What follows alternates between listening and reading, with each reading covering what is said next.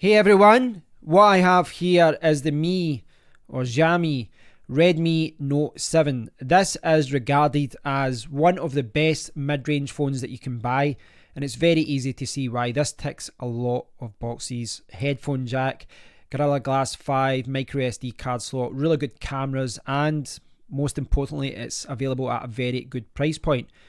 This is actually not mine. This is my friend David's, and he kindly gave it to me. You can see it's brand new, and he's gave me it so that I can take a look at it. So I want to do an unboxing in this video. I want to have a look at it, and I want to talk about the features.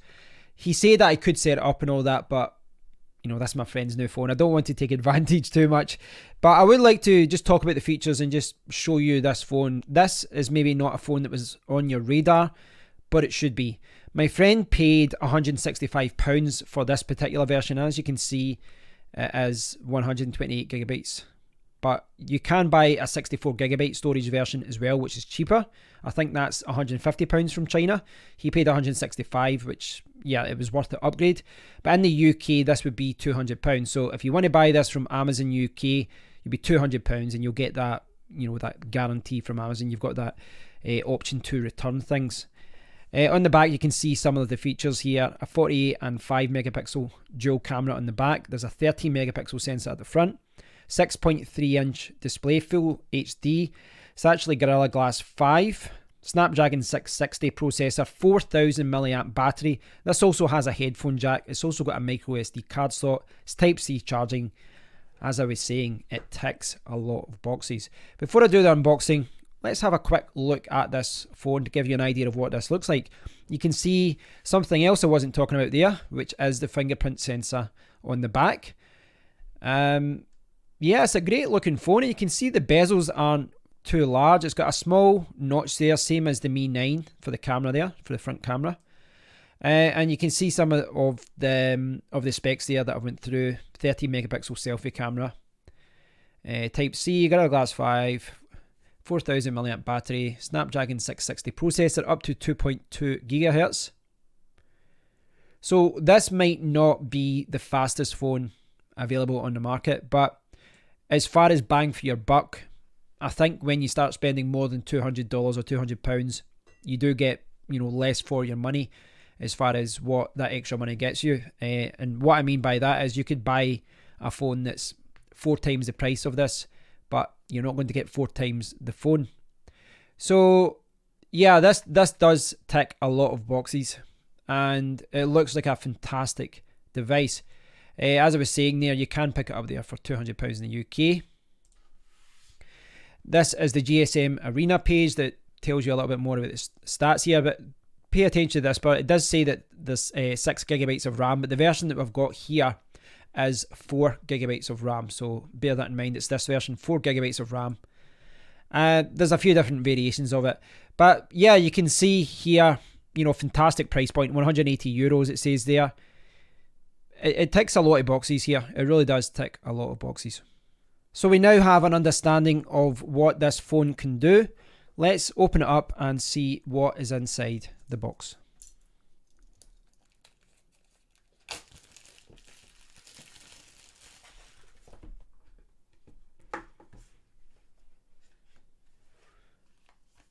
So, inside, we've actually got a case that is fantastic, especially when you consider the price point of this phone.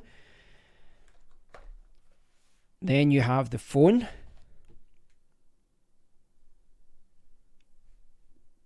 And it's very, very nice, actually. I'm really impressed by that. So you've got the SIM card slot there, headphone jack at the top there. Volume rocker, power, USB Type-C charging there, and the speakers as well down the bottom. So yeah, it's a good size as well, not too big.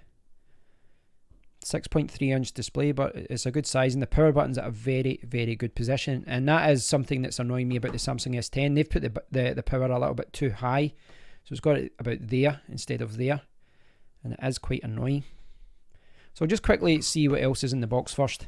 So we've got this case here, and we've got a user guide.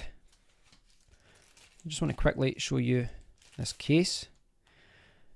So it's a silicone gel type of case, and you know the drill. Yeah, fits quite well. Cutouts for all the ports there. For the mic at the top, headphone jack. You've got a space there for the fingerprint sensor as well, and then the camera. Take that off for a second. Then we have a 3-prong adapter. It's quite good. Coming all the way from China, you still get the UK plug, Type A at the other side, and then we have the USB Type C cable. And again, this isn't mine, so I'm not going to test the cable. But I think that's it. Yeah, the rest of it just seems to be for, you know, presentation as far as keep everything in place. So as far as what you get in the box, you get the phone, the cable, the charger. You get the user manual. We'll have a quick look at this here just to see what this is like. User manual. Yeah, it's all in English. Really not a lot there. Not as far as telling you what it is. You know, self-explanatory as far as the SIM card tray and all that. I don't think there's anything else. I'll maybe double check here. So I was just checking, you know, these kind of parts of the box, but yeah, it's just to keep everything in place. So there wasn't like a hidden user manual or anything else like that. So it's pretty good that you get not only a UK plug and the charging cable, you know, buying from China, but you also get a case. Now, I'm not going to say that this is the best case out there because it's not, but it's a good starting point. A lot of the time when you order a phone, you get the phone and then you go and buy a case. So there's a couple of days where you don't have a case. So this is a very good backup case. It's one that you can use until you get a better case from, you know, a thicker case or a wallet case, one from a better company. It's a good backup. At the end of the day, it's free. If you don't use it, you don't use it. So the power button is there.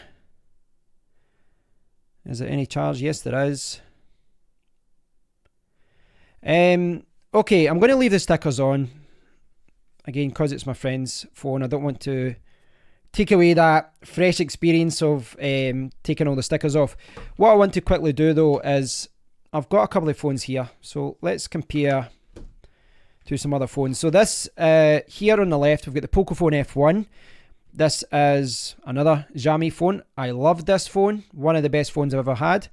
And this, I would say, is a flagship phone. It was a budget phone, but it came with a Snapdragon 845, and that was the 2018 Android CPU, the flagship CPU. Here I've got the Samsung S10 Plus, which is more or less the same size. And then I've got the Redmi Note 7. And I really don't think there's a huge difference between any of these phones. There really isn't. This is 6.18 inch. I always keep saying 6.1. 6.18 inch screen. I'll power these on so you can see. This is 6.4 and the Redmi Note 7 is 6.3. Effectively, the difference here is just the Samsung S10 has got a smaller bezel at the bottom, but it's certainly not. It's certainly not huge. I mean, the bezel here is smaller than the one on the Pocophone F1 from last year. So, I mean, I'll try and keep this open. Use the fingerprint sensor at the back. This one is in the front. And yeah, like if you look at the bezels, if I can get this lined up. If you look at the bezels there, it's not as small as the Samsung S10, but in comparison to this phone last year, and I never had a problem with the bezels with this one, they've basically used the same chassis, essentially, but they do, you know, they do have a smaller bezel, so you've got a larger screen there. I just want to put them to the side here just to show you. Pretty much the same width and all that as well. Now, you will notice that the cameras do protrude in the back here. They do protrude on the back, but that is common. Oh my god, Google Assistant. Yes, I would say this is a gorgeous phone. I mean, just look at this glass back, fingerprint sensor, beautiful display, good Snapdragon mid-range CPU. You've got the single camera at the front, 13 megapixels. If you don't have to have the best camera, if you don't have to have the latest and the greatest, if you want your bang for your buck, this is the kind of phone that you should look at. So I hope you've got a better understanding now of what this phone is all about. As I said, I've not tested it yet. This really is a first impressions unboxing type video, but hopefully you've got a better idea of what this is about now. I'd like to do a follow-up video in the future, take a closer look at it, show you the user interface and the apps and all that, and just show you how it all works. But for now, what I would say is that you can pick this up for UK money, £150, 150 euros, $150, that kind of price range from China, and get it delivered, 64GB version. You'll pay an extra $15, $20, £15-20 for the 128GB version. And yes, you do have a micro SD card slot, but I would say for that, small jump up in price, it's worth it to get the 128GB version. I think it's a better buy. It offers you more value, and it's always good to have additional storage in the device itself. So if you're looking for a mid-range processor, if you're looking for a mid-range phone, I do think this is one of the best out there. It's got great reviews, but at this point, I'm just going on what other people have said. I'm impressed by the design, but I haven't tried the camera. I haven't tried the phone as yet. I hope you've enjoyed this quick look, guys. If you get any questions about it, please do let me know, and I'll try and address them in a future video. My friend might even join me in a video or something. That could be good. For the money though, when you consider that side by side, these look identical, and this phone can sometimes be like, what, 4-5 times the price? Pretty crazy, isn't it? Thanks for watching, guys, and until next time, take care.